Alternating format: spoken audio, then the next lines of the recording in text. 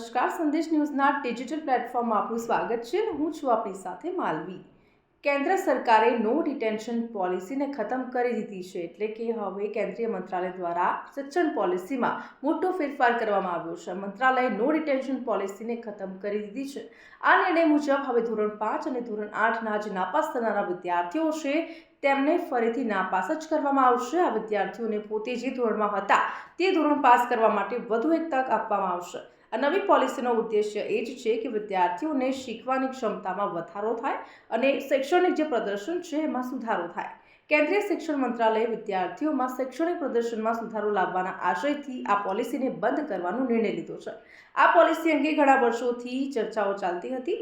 જોકે હવે આ નિયમ હવે આવી ગયો છે. ધોરણ 5 અને ધોરણ 8ની વાર્ષિક પરીક્ષામાં જે વિદ્યાર્થીઓ ફેલ થશે અને ફેલ જ કરવામાં આવશે એમને બીજી તક આપવામાં આવશે. ધોરણ 5 અને ધોરણ 8 માટેના આ નવા નિયમ નાપાસ થયેલા વિદ્યાર્થીઓને 2 મહિનાની અંદર ફરી પરીક્ષા આપવાની તક અપાશે.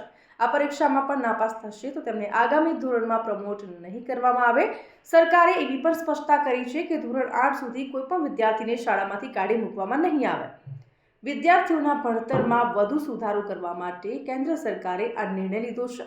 શિક્ષણ મંત્રાલયના સચિવ છે સંજય કુમાર, એમણે કહ્યું છે કે વિદ્યાર્થીઓના ભણતરમાં વધુ સુધારો થાય એ હેતુથી આ નિર્ણય લેવામાં આવ્યો છે. તેમણે બાળકોમાં શીખવાની ક્ષમતામાં ઘટાડો છે તેને રોકવા માટે આ નિર્ણયનો યોગ્ય પણ ગણાવ્યો છે. તો આવા જ અપડેટેડ વિડીયોઝ જોવા માટે સંદેશ ન્યૂઝના ડિજિટલ પ્લેટફોર્મ સાથે જોડાયેલા રહો.